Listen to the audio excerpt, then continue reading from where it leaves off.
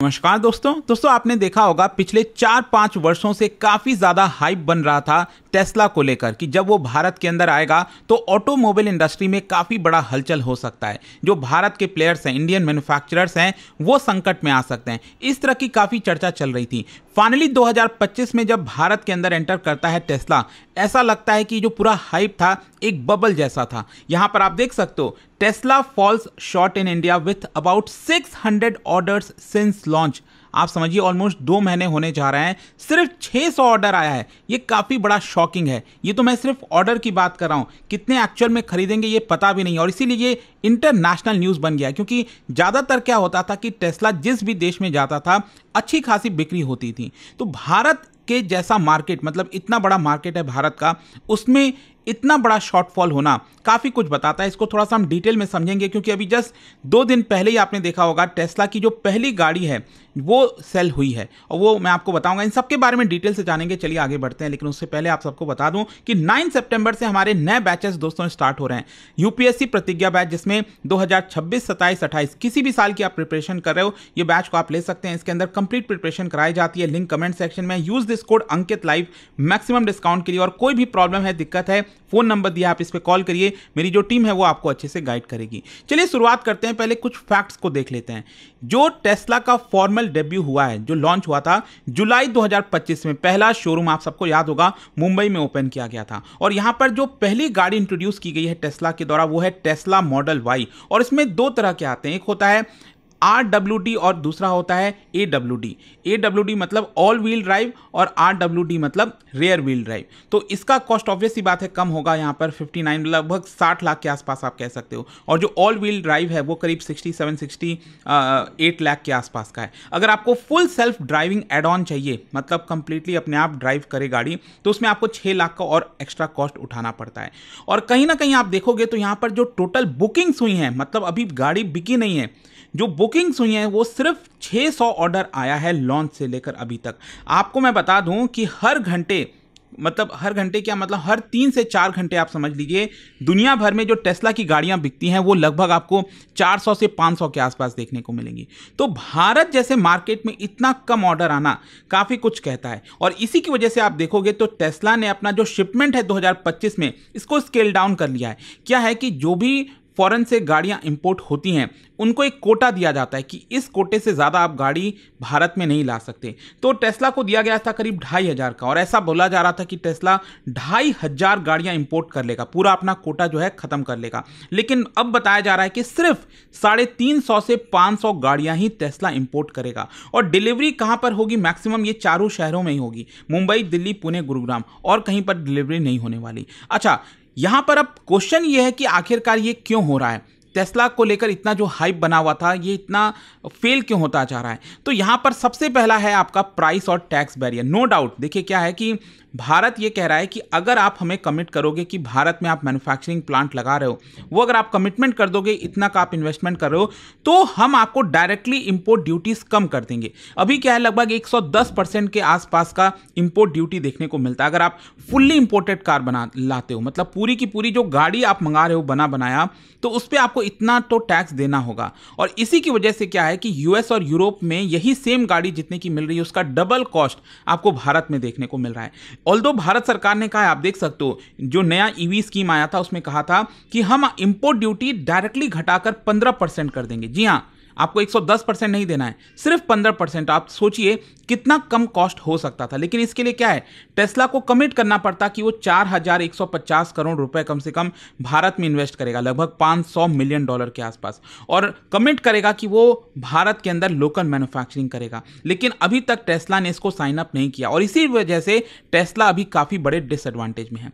दूसरा, यहां पर रियलिटी चेक मिला है टेस्ला को, मतलब भारत के अंदर अभी क्या है ना, ईवी पेनिट्रेशन, कोई टेस्ला डीजल या फिर पेट्रोल की गाड़ी तो है नहीं, ईवी गाड़ी है, इलेक्ट्रिक व्हीकल है। तो भारत में अभी भी पेनिट्रेशन अगर आप देखोगे, जितनी भी टोटल गाड़ियां बिकती हैं उसमें से सिर्फ 4% ही इलेक्ट्रिक व्हीकल होती है, और उसमें भी ज्यादातर आप देखोगे तो 2 व्हीलर 3 व्हीलर ये डोमिनेट करते हैं भारत के मार्केट में। और स्पेशली अगर हम टेस्ला की बात करें, जब यहां पर हम 60 से 70 लाख की बात कर रहे हैं, तो ऑलरेडी जो टारगेट पूल है वो काफी छोटा हो जाता है। इतने की गाड़ी कौन लेगा? भारत ऑलरेडी इतना प्राइस सेंसिटिव मार्केट है, 1-1 लाख रुपए जब बढ़ती हैं गाड़ियों के दाम, तो पूरा sales sales up and down हो जाता है। तो और स्पेशली एक और चीज मैं आपको बताता हूं, पिछले 9 साल से इसका इंतजार हो रहा है, टेस्ला आएगा भारत के अंदर। कई लोगों ने प्री बुकिंग भी करा लिया, 2020-21 में इसकी काफ़ी चर्चा हुई थी, लोगों ने पैसे भी दे दिए थे प्री बुकिंग के लिए, लोग काफ़ी एक्साइटेड थे। लेकिन क्या है ना, इतना ज़्यादा डिले हो गया, 2025 आ गया, दुनिया काफ़ी आगे निकल गई है। भारत में ऑलरेडी बाकी के जो ईवी प्लेयर्स हैं वो धड़ल्ले से अपना गाड़ियाँ बेच रहे हैं। तो इसकी वजह से कहीं ना कहीं जो लोगों का ट्रस्ट है वो भी खोया है टेस्ला ने, and that is one of the biggest reason. ये रियलिटी चेक मिला है कि जो पहले वो सोच रहा था कि वो गाड़ी बेच पाएगा भारत में, वो आपको होता हुआ नहीं मिलेगा। फिर नेक्स्ट जो बड़ी प्रॉब्लम है टेस्ला के साथ भारत में, वो है इंफ्रास्ट्रक्चर गैप। जी हाँ, टेस्ला क्या है, अगर आप ग्लोबली देखोगे तो वो थ्राइव करता है अपने सुपर चार्जर नेटवर्क के ऊपर, सर्विस इकोसिस्टम के ऊपर। मतलब आप भारत में समझिए, अगर आप मारुति की गाड़ी लेते हो, ठीक है, तो आपको पता है कि आप देश में, भारत में कहीं पर भी जाओगे आपको उसका सर्विस सेंटर मिल जाएगा, जो भी आपको फैसिलिटीज चाहिए। लेकिन टेस्ला एक ईवी गाड़ी है और यहां पर अगर आपको फास्ट चार्ज करना है, सुपर चार्जर नेटवर्क चाहिए पूरे भारत के अलग अलग हिस्से में, वो अभी अवेलेबल नहीं है। टेस्ला का सर्विस इकोसिस्टम अभी अवेलेबल नहीं है। तो कहीं ना कहीं लोगों को अभी थोड़ा सा ट्रस्ट नहीं हो पा रहा है कि हम टेस्ला की गाड़ी ले ना ले। तो यहाँ पर चार्जिंग कवरेज ना होने की वजह से ये एक बहुत बड़ा लिमिटेशन है। सर्विस सेंटर कम होने की वजह से भारत में डिलीवरीज जो है वो रिस्ट्रिक्टेड है, मैंने आपको बताया सिर्फ 4 ही मेट्रो सिटीज़ में है। सो बायर्स को कहीं ना कहीं ये इनकन्वीनियंस हो सकता है और वो डर है चार्जिंग को लेकर कि आफ्टर सेल सर्विस होगी कि नहीं, यहाँ पर बहुत सारे चैलेंजेस होंगे। तो ये एक बहुत बड़ा फैक्टर होता है भारत में। कोई भी आदमी अगर गाड़ी लेता है वो इस चीज़ को जरूर देखता है कि यहाँ पर उसको वो फैसिलिटीज आफ्टर सेल्स मिलेगी कि नहीं। नेक्स्ट है कंपटीशन लैंडस्केप। क्या है ना कि भारत में जो ओरिजिनल इक्विपमेंट मैन्युफैक्चरर्स हैं, मतलब जैसे भारत के जो खुद के कंपनीज हैं, टाटा, महिंद्रा, फिर इसके अलावा फॉरेन कंपनीज भी हैं, उन्होंने भी अपना सेटअप कर रखा है। Hyundai हो गया, MG हो गया, अभी नया एंट्रेंट है विनफास्ट करके। तो ये भारत में लोकली मैन्युफैक्चर कर रहे हैं और इसकी वजह से उनकी जो इलेक्ट्रिक व्हीकल्स गाड़ियां हैं वो काफ़ी चीप हैं, भारत के नीड के हिसाब से हैं और नेशन वाइड इनके सर्विस सेंटर, डीलर नेटवर्क आपको देखने को मिलेंगे। And that is one of the biggest reason कि जो बाकी के प्लेयर्स हैं भारत के मार्केट में वो आगे बढ़ रहे हैं टेस्ला से। और इनफैक्ट यहाँ पर आप देखोगे सज्जन जिंदल JSW, उन्होंने पब्लिकली स्टेट किया Tesla can not do what Tata and Mahindra can. So domestic brands volume advantage को कैप्चर करते हैं, पॉलिसी बेनिफिट्स को कैप्चर करते हैं, जिसकी वजह से उनको एडवांटेज होता है, जो एडवांटेज टेस्ला के पास नहीं है। और यहाँ पर स्ट्रैटेजिक ऑप्शंस की अगर हम बात करें कि मतलब ये सारे इश्यूज तो हैं, अब टेस्ला आगे क्या कर सकता है। देखो, एक तो ये है कि टेस्ला यहाँ पर कमिट कर दे कि वो $500 मिलियन इन्वेस्ट करेगा भारत में। इसकी वजह से ऑटोमेटिकली अभी जो 110% ड्यूटी लग रहा है, इंपोर्ट ड्यूटी, वो घटकर तुरंत 15% आ जाएगा।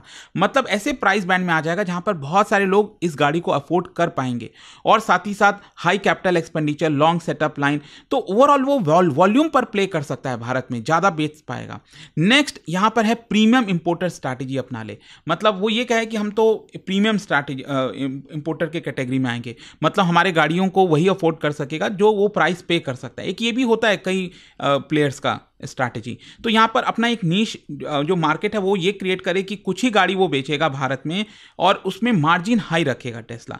तो इसकी, लेकिन इसमें रिस्क यही है कि जो एक ओवरऑल अपील था ना टेस्ला को लेकर, वो कम हो जाएगा। तो ये भी एक स्ट्रैटेजी हो सकती है। नेक्स्ट है पार्टनरशिप। जैसे मैं आपको एग्जांपल बताता हूँ कि ये जो MG और JSW देख रहे हो ना आप, तो MG क्या है, चाइनीज कंपनी है। अब उनको प्रॉब्लम हो रही थी भारत के मार्केट में अपने आप को एक्सपैंड करने में, भारत सरकार रिस्ट्रिक्शंस लगा रही थी। तो उसने क्या किया, जो JSW है, ठीक है, जिंदल स्टील वर्क्स जो है, उनके साथ उन्होंने पार्टनरशिप कर लिया। तो इंडियन जो ओरिजिनल इक्विपमेंट मैन्युफैक्चरर्स हैं उनके साथ अगर आप पार्टनरशिप करते हो, लोकल असेंबली लाइन लगा देते हो, तो ऑटोमेटिकली आपको कई सारे बेनिफिट्स मिल जाते हैं। तो ये आपको फुल फैक्ट्री भी सेटअप नहीं करनी है इस तरह से, आपको बस किसी इंडियन पार्टनर के साथ टाई अप करना है इससे। लेकिन इसमें क्या है ना कि फिर टेस्ला को अपना जो IP टेक है वो शेयर वगैरह करना पड़ेगा, जो शायद टेस्ला रेडी नहीं होगा।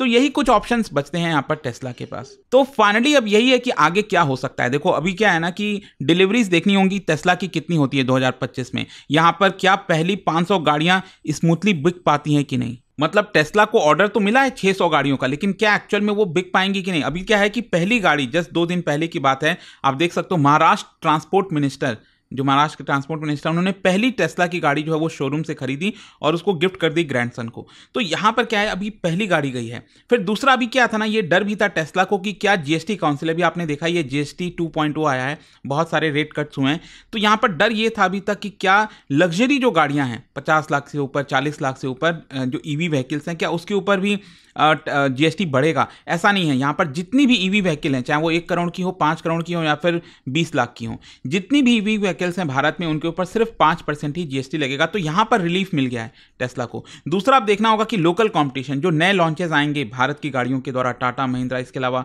Hyundai, VinFast, उनकी प्राइसिंग स्ट्रैटेजी क्या होती है, तो उसके ऊपर भी टेस्ला के फ्यूचर डिपेंड करेंगे भारत में। तो बिग पिक्चर यही निकलता है कि देखो टेस्ला ऐसा नहीं है कि पूरा टोटल फेलियर हो गया है, लेकिन हाँ एक रियलिटी चेक मिली है टेस्ला को कि भले ही आपकी ग्लोबल ब्रांड वैल्यू कितनी भी बड़ी क्यों ना हो, लेकिन बाकी फैक्टर्स काफी काम करते हैं। High duties, price sensitive buyers, EV infrastructure नहीं है, लोकल कॉम्पिटिशन काफी ज्यादा है। तो जब तक कहीं ना कहीं ऐसा लगता है कि टेस्ला लोकलाइज प्रोडक्शन नहीं करेगा, तब तक उसको टैरिफ रिलीफ नहीं मिलेगा, और जब तक टैरिफ रिलीफ नहीं मिलेगा वो लग्जरी प्लेयर ही बनकर रह जाएगा, एक मास अपील नहीं बन सकता है। तो ये पूरा वीडियो था दोस्तों, आई होप कि आपको अच्छे से डिटेल में समझ में आया होगा। और जाने से पहले बहुत इंटरेस्टिंग क्वेश्चन, जीएसटी की, जैसे कि मैं बात कर रहा था, जीएसटी इंप्लीमेंट करने को लेकर पहली बार ये जो आइडिया है ना जीएसटी को लेकर, वो कौन से सरकार के द्वारा लाया गया था, क्या आप बता सकते हो? ये 4 ऑप्शन में से अटल बिहारी वाजपेयी गवर्नमेंट, मनमोहन सिंह, नरेंद्र मोदी गवर्नमेंट या फिर पीवी नरसिम्हा राव। तो ये आपको बताना है। इसका डिटेल आंसर आप सब जानते हैं, मेरे इंस्टाग्राम पर तो मिलेगा ही, वहां पर अगर आप नहीं हो कोई बात नहीं, टेलीग्राम से ले सकते हैं इसका सही उत्तर। और दोस्तों जैसा मैंने आपको बताया, अगर आप यूपीएससी की तैयारी कर रहे हैं, कोई भी बैच चाहते हैं, you just have to use this code Ankit live. नए बैचेस हमारे 9 सितंबर से स्टार्ट हो रहे हैं, जिसमें कंप्लीट प्रिपरेशन कराई जाती है, चाहे प्रीलिम्स हो, मेंस हो, इंटरव्यू हो। 18 बुक्स का पूरा सेट आपके घर भेजा जाता है। पर्सनल मेंटरशिप आपको इसके अंदर मिलता है। अगर आप प्रीलिम्स क्रैक कर लेते हैं तो पूरा फीस भी आपको रिफंड कर दिया जाता है। ये फोन नंबर मैं आपको दे रहा हूं, इस पर कॉल करिए, कोई भी डाउट है, प्रॉब्लम है, मेरी टीम आपको अच्छे से गाइड करेगी। दोस्तों स्टडी आईक्यू का P2I फाउंडेशन प्रतिज्ञा इवनिंग बैच 9 सितंबर से शुरू हो रहा है। यह बैच स्पेशली डिजाइन किया गया है 2026 यूपीएससी एस्पिरेंट्स के लिए, जिन्होंने अभी शुरुआत नहीं की है या डायरेक्शन और क्लैरिटी के लिए गाइडेंस चाहिए। इसमें आपको मिलेंगे 1000+ आवर्स की live morning classes, 1-on-1 personal mentorship, hand written notes for smart and quick revision, PRP और एमआरपी जैसे रेसिडेंशियल प्रोग्राम्स, और इसके अलावा और भी बेनिफिट्स हैं, जैसे प्रीलिम्स क्लियर करो फुल रिफंड पाओ, हर महीने टॉपर्स को 11,000 रुपीज का कैश रिवॉर्ड। पर दोस्तों बैच स्टार्ट होने में अब सिर्फ कुछ ही दिन बचे हैं। अभी एनरोल करके अपनी यूपीएससी जर्नी को स्ट्रॉन्ग और डिसिप्लिन बनाइए। डाउनलोड स्टडी आईक्यू ऐप या विजिट वेबसाइट, सर्च करिए P2I फाउंडेशन प्रतिज्ञा बैच, सेलेक्ट टारगेट ईयर 2026, 27 या फिर 28 and click buy now and apply code Ankit live ANKITLIVE for maximum discount.